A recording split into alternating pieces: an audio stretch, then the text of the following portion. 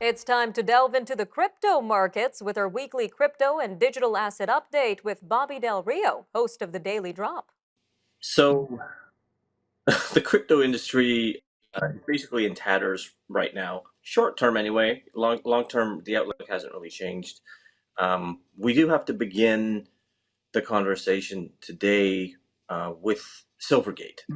So Silvergate, for anyone who doesn't know, um, well, I was going to say is, but more appropriately was the main bank for cryptocurrency. So it was a big institutional bank, which meant pretty much every major crypto focused, crypto oriented, exchange or business or anything where, sort of like millions of dollars need to be transacted daily for them to operate their business in cryptocurrency. Probably Silvergate, and I say used because they just announced this week that they are liquidating. So they're declaring bankruptcy. They're no longer going to be a bank. This is a bank that's existed for decades. But recently, about 10 years ago, they decided what they would do is pivot to cryptocurrency. So their whole customer clientele essentially became the top crypto businesses. And so, fortunately, one of the biggest FTX and Silvergate actually announced a $1 billion loss in Q4 of last year alone. And that day they lost, I believe it was 40% of the value of their entire company in 24 hours. So since then, unfortunately, the FTX contagion for them has gotten worse.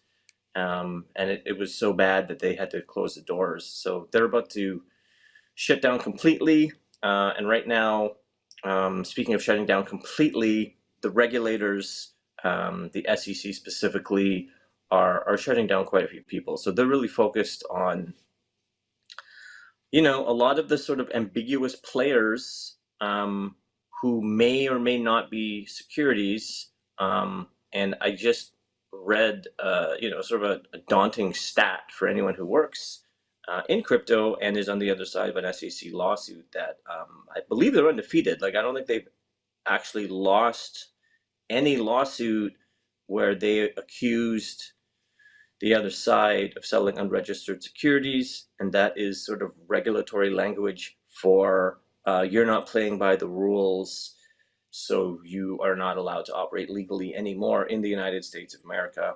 And unfortunately, for these businesses to not have access to the U.S. market is sort of a death sentence.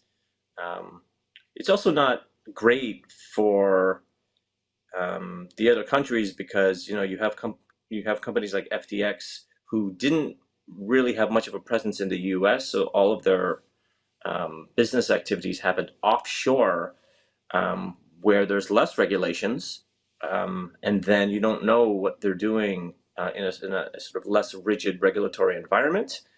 And unfortunately, as those companies can grow large, they can really impact a lot of people, which we saw with FTX.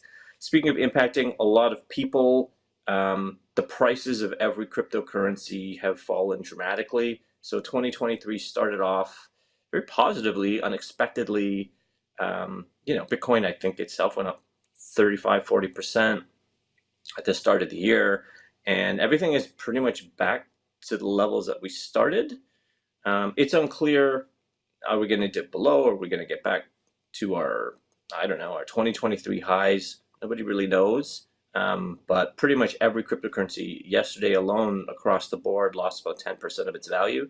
Now, crypto is notoriously volatile, but this slide has been consistent over the last few weeks.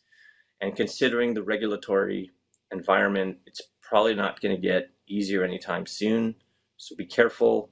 And speaking of things not getting better anytime soon, unfortunately, the broader macro environment economically is, I don't know, disastrous. Pretty much everything is losing money right now. All investment vehicles, stocks, bonds, crypto, real estate. It's slightly terrifying. It does appear to be short term, but no one really knows. So again, be prudent. be cautious, and it's snowing, so be safe out there. And that was Bobby Del Rio, host of The Daily Drop. It airs on Fridays at 6:30 Eastern only on the News Forum network. All right, stay tuned. Forum Daily will be right back with news from around the world up next, so stay with us. We'll be right back after a short break.